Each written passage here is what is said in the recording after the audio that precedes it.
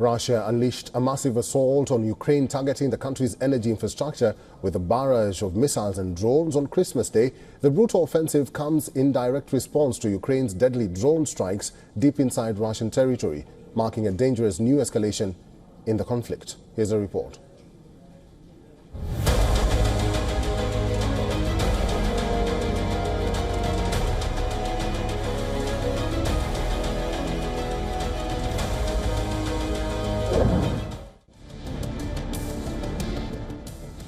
As millions of Ukrainians prepared to celebrate Christmas, Russia launched a devastating attack on Ukraine.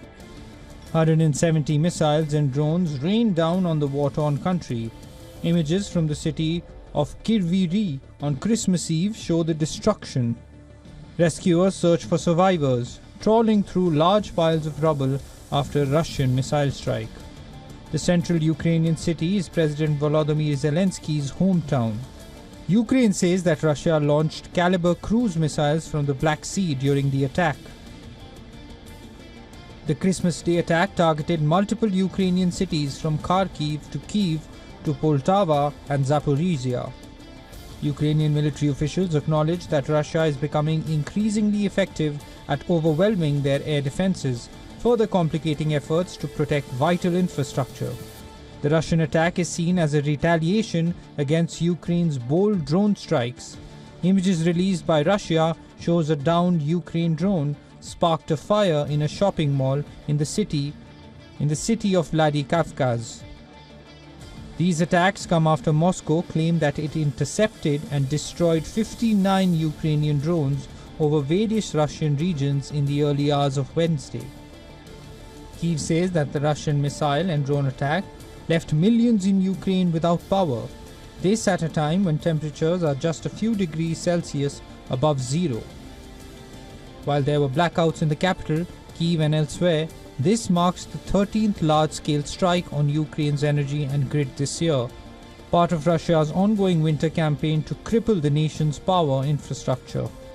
Ukraine continues to plead for advanced air defense systems from Western allies to shield its power grid and civilians. Bureau Report, WION, World is One.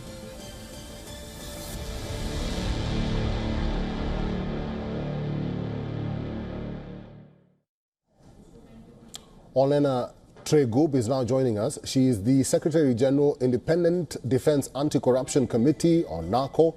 She's joining us from Kiev.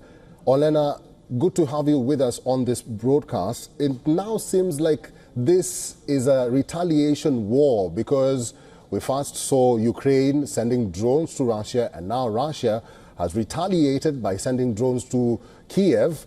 First of all, is the power back on in Kiev? Yes, right now the power is back. It depends on which region of Kiev you are, actually. But I just want to say to all the viewers, Merry Christmas and glory to Ukraine, because in reality it's just the continuation of the Russian efforts to destroy Ukraine and weaken Ukraine, especially before Donald Trump comes to power on January 20. Of course, Russia will keep doing that. So for us, it's no surprise. This one more attack happened on the Christmas day. But Ukraine is very resilient, and Ukraine is restoring all those power capabilities very fast, actually, because the people who work in Ukrainian energy infrastructure are probably the fastest people in the world in terms of how able they are to fix all those damages. Olena, it's good that you say that, and Merry Christmas to you too. I forgot to say that. But in all sense, understanding this war, and like I said at the beginning, it looks like a war of retaliation. What do you think will be the ramifications of this retaliation, both from Ukraine and Russia, even before their savior, and I put that in quotes, Donald Trump, gets into office next year?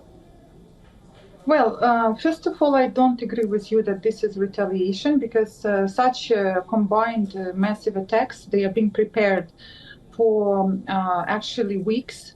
And Russia has a plan how much they want to damage our infrastructure and our civilians by. Trump arrival. So they are acting according to that plan. And Ukraine have our own plan, how we disable Russian war machine, and we're acting according to our own plan. And as for Donald Trump, it is absolutely unclear how he will act. And Ukrainians actually hope that he will bring peace through strength, that he will actually not let Ukraine to become Trump's Afghanistan. All right, we'll have to leave it there. I've been talking to Ms. Olena Tregub. Mr. Olena, happy holidays and thank you for talking to us today. Happy holidays. Bye-bye. For all the latest news, download the WION app and subscribe to our YouTube channel.